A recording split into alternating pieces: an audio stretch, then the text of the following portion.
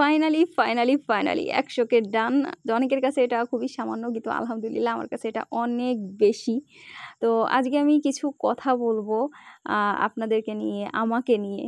শুরুতেই বলবো যে অসংখ্য ধন্যবাদ আমার এই সমস্ত আপুদেরকে যারা শুরু থেকে আমার সাথে আছেন। আমাকে এত ভালোবাসছেন আপনারা, এত বেশি সাপোর্ট করছেন। মানে আপনাদের ভালোবাসা আসলে ভোলার মতো না। আমি অনেক বেশি কৃতজ্ঞ আপনাদের কাছে। সেই সাথে আজকে আমি আমার কিছু প্রিয় মানুষ সম্পর্কে কিছু কথা বলবো। আর এই কথা বলতে গেলে প্রথমেই যার নামটা আসে সে হচ্ছে আমার বেস্ট ফ্রেন্ড লিজা আহমেদ। অনেকেই চিনেন, আমি অনেকবার বলছি আগে। তো অনেকে বলে না যে মেয়ে কখনো বন্ধু হতে পারে না, হিংসা থাকে বা বন্ধু সবসময় ভালো সময় থাকে। তো আমার কাছে সেটা মনে হয় না। ও আমার লাইফে এমন একটা টাইমে আসছিল যখন আমার চরম খারাপ অবস্থা। আর ওর মতো সাপোর্ট আমাকে কেউ করেনি। এটা সত্যি কথা। ওর সম্পর্কে যতটুকু বলবো আমি অনেক কম। ও আমার কাছে অনেক বেশি স্পেশাল। ইনফ্যাক্ট এই পেজটা খোলার আগে কিন্তু আমার কোনো ইচ্ছা ছিল না আমি এরকম কিছু করব। ওই কিন্তু আমাকে জোর করে এটা কর। ওর জন্যই, সবটাই কিন্তু ওর জন্য। ওর বিষয়ে যতটা বলবো ততটাই কম। ও আমাকে এতটা সাপোর্ট করছে।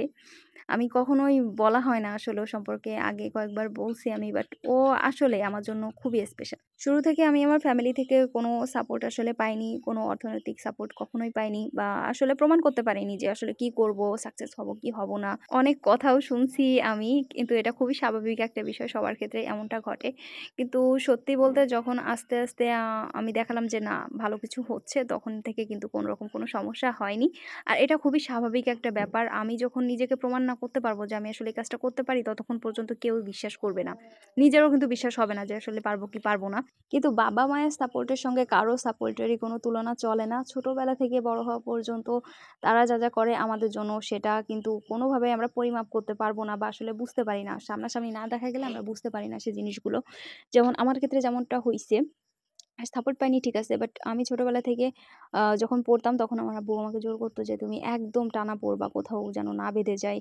মানে এই যে আমার কথা ক্লিয়ার বলা বা কথা এত দ্রুত বলা, ভয়েস দিচ্ছি আমি, কোনোরকম কোনো প্রবলেম হয় না শুধুমাত্র কিন্তু এইজন্য। তাদের সাপোর্ট এমনভাবে আমাদের সাথে থাকে যেটা নিয়েই কিন্তু আমরা কাজটা শুরু করি। আমাদের পুঁজি হয় কিন্তু আমরা বুঝতে পারি না যে, আমরা বলি, "তোমরা কি করছো? আমাদের জন্য কি করছো?" কিন্তু তারা যে কত কিছু করছে সেগুলো আসলে বলে বোঝানোর মতো না।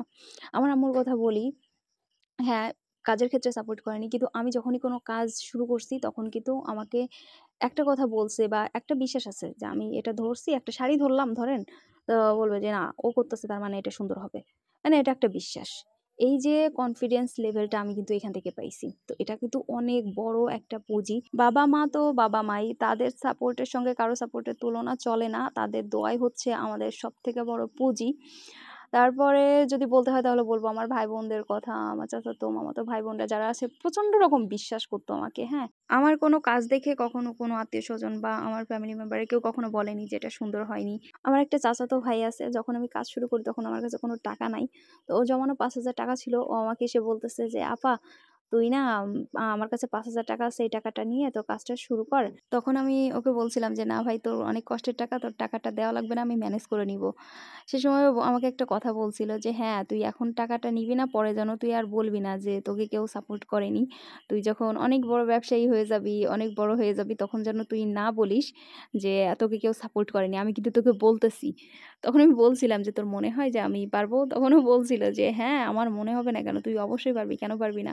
তো এই ছোট্ট বিষয়গুলো অনেক বেশি আমার কাছে, এদের সাপোর্টগুলো আমার কাছে অনেক বেশি সত্যি। আসলে আমরা অনেক সময় মনে করে থাকি আমাদের পাশে কেউ নাই বা আমাদেরকে কেউ সাপোর্ট করতেছে না। আমারও মনে হইছে, অনেকবার মনে হইছে, মনে হয়নি সেটা না। কিন্তু একটু চোখ মেলে যদি তাকাই, একটা থ্যাংক ইউ দেওয়ার মানুষের কিন্তু অভাব নাই।